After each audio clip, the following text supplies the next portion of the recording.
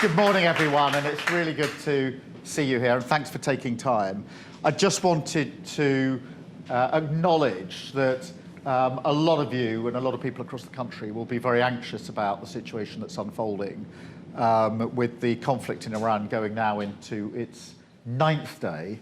And I know that people are watching that, they're concerned about that, and I wanted to reassure you about some of the measures that we're taking as a government. The first is the work we're doing with allies in the region, so the countries in particular that are under attack, many of the Gulf countries who obviously have played no part themselves in any attack on Iran are nonetheless being attacked. So as you would imagine, we're working very closely with them, helping with defensive capability. We've got fighter jets in there, and we've increased the capability there over the course of the last 9 days. Anti-drone devices, radar, and lots of other work that we're coordinating. And I've been speaking to all the leaders in the region, some of them a number of times over, to assess how they feel the situation is on the ground, what more we can do. These are allies, these are friends of our country we've been working with for many years. So that's what we're doing on that front. The second big issue is obviously we've got about 300,000 British nationals in the region. Some of them live there, have done for some time. Some of them are on holiday there. Some of them were just changing planes. And they're all very concerned about the situation they're in. And I know that friends and family in this country are very, very concerned because they want to know that their loved ones are safe. So we're working with commercial airlines, working with all the countries involved to make sure that, firstly, people register their presence. 300,000 are there in the region. 120-something thousand have registered their presence. That means we're in touch with them and we can help them, give them information and advice. And where they want to come home, make sure that with commercial airlines and charter airlines, we're providing the means for them to get back. Not always easy because the airspace is closed in some places for some of the time, depending on the threat levels. But we got 35,000 back so far, and we're working, as you'd expect, around the clock in relation to those operations. The third area I just wanted to address, because I think as we go into this sort of what feels like the second week of this conflict, a lot of people are going to begin to think, well, that's happening out in Iran and in the Gulf states, but I can sense it's going to affect me back here in the United Kingdom, particularly the economy. We've done a lot of work recently on the cost of living, which we know is the #1 issue for so many people across the country, and an anxiety about that. On the reassurance front, I think it is important just to remind ourselves that last time a conflict began to develop, which was 2022, in relation to Ukraine, the economy wasn't in a stable place, and inflation was 5% and rising.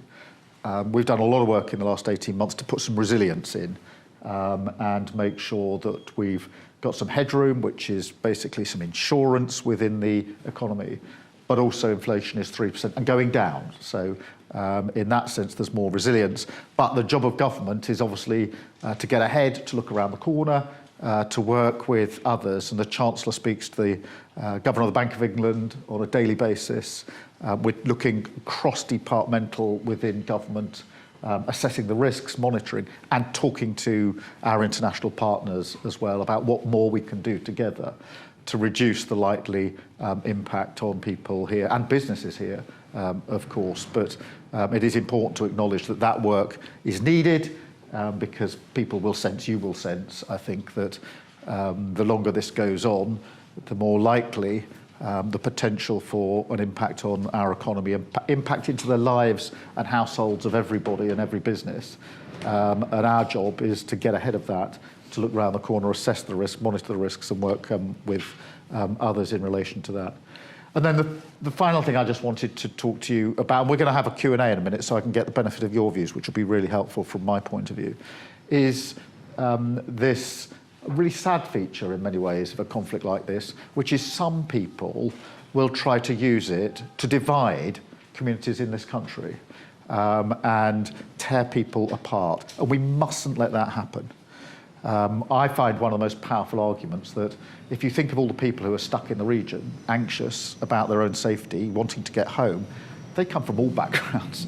They come from all walks of life. And the last thing they want, or their families here want, is anybody trying to divide. Because this is a time when we need to come together as a country, stand behind our principles and our values, and not let people divide us.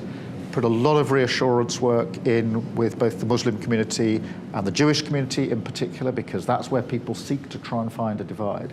But we're also setting out our social cohesion plan today, which is a broader piece of work about how we bring people together as a country, make sure that we build on what we all care about, which is very much pride in our communities, pride in who we are as a country, pride, of course, in the places that we all come from. Everybody's got a pride about where they come from.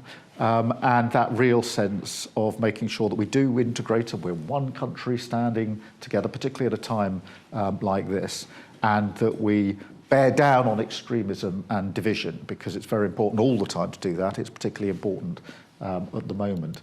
And so that's what we're doing as we turn into this week. So I think what you'll see is the focus going more to what impact might this have back in the United Kingdom. This will be happening across all countries, really, and really to reassure you about the work the government is doing to get ahead of that and to monitor the risk, assess the risk and work with others across our own government, but actually with other countries. Part of the response at a time like this has to be constantly talking to leaders in other countries, particularly in the region, but also across Europe when it comes to the economy and other measures. The details of the plan are being put out later this afternoon, but I think it's really important that that is there, because we need the resource and provision to match the ambition. Many people want to have English lessons. Local to here, do you live?